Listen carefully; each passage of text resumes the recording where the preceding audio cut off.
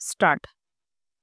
समृद्ध नैसर्गिक साधनसंपत्तीचा पाया आणि उद्योगी कष्टकरी असलेल्या पूर्व भारतात देशातील कृषी उत्पादनात महत्त्वपूर्ण योगदान देण्याची अफाट क्षमता आहे.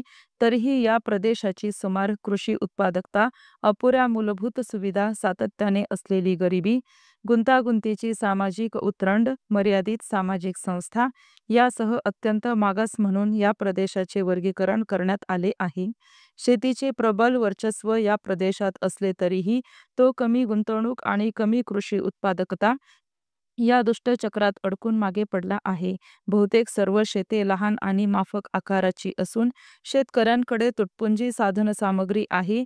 उपजीविकेचे साधन आळशीपणा आणि जोखमीने भरलेली अशीच या प्रदेशातील शेतीची वैशिष्ट्ये राहिली आहेत. वारंवार येणारे पूर आणि दुष्काळ, चक्रीवादळे, अनेक प्रकारची कीड आणि रोग यांसह वाढता उत्पादन खर्च, शेतीतून होणाऱ्या नफ्यात घसरण, नैसर्गिक आणि साधनसंपत्तीवर वाढता ताण यांसारख्या इतरही अनेक सामायिक मर्यादा या प्रदेशातील कृषी क्षेत्राची वाढ होऊ देत नाहीत. दुसरीकडे या प्रदेशाला भरपूर पाऊस, जमिनीखालील पाणी, सूर्यप्रकाश आणि कष्टाळू श्रमिक वर्ग या कृषी क्षेत्रातील वाढीसाठी आवश्यक घटकांचे वरदान लाभले आहे. अनुकूल माती आणि कृषी पर्यावरण स्नेही वातावरण यामुळे पिकांमध्ये वैविध्य आणता येते. हा ही महत्त्वाचा घटक पूर्व भारताचे अन्य प्रदेशातील उत्पादन क्षेत्रांपेक्षा तौलनिकरित्या पारडे जड राहण्यात मोठे योगदान देणारा आहे. जी केंद्रे आधीच दीर्घकालीन शाश्वततेच्या गंभीर समस्यांना सामोरी जात आहेत. परिच्छेद. पूर्वेकडील 6 राज्यांपैकी बिहार आणि ओडिशा ही 2 राज्ये एकत्रित प्रयत्नांची आवश्यकता असलेली सर्वोच्च 2 राज्ये म्हणून खालील कारणांसाठी वेगळी काढावी लागतील. एकत्रितरित्या या 2 राज्यांमध्ये सर्वाधिक गरीब आणि साधनसंपत्तीने दुर्बल अशा ग्रामीण नागरिकांची बहुसंख्या आहे आणि जे मुख्यतः शेती व तत्सम क्षेत्रावर उपजीविकेसाठी अवलंबून आहेत.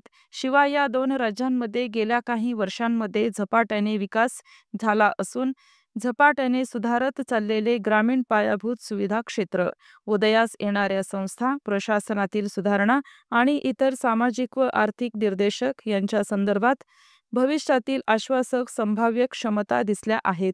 या लेखामध्ये म्हणूनच या 2 राज्यांवर लक्ष केंद्रित केले असून या राज्यांना उपलब्ध असलेल्या संधी व त्यांच्या पुढील आव्हाने लक्षात घेऊन त्यांच्या विकासासाठी सर्वसमावेशक व समग्र अशा धोरणावर विवेचन केले आहे. परिच्छेद.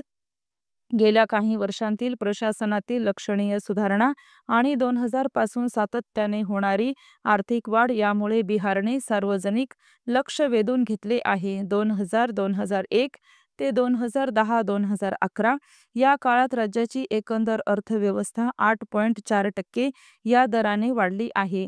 तरीही बिहार हे अद्यापही गरिबीचे उच्च प्रमाण, कुपोषण आणि कमी कृषी उत्पादकता यामुळे पांगळे झाले आहे.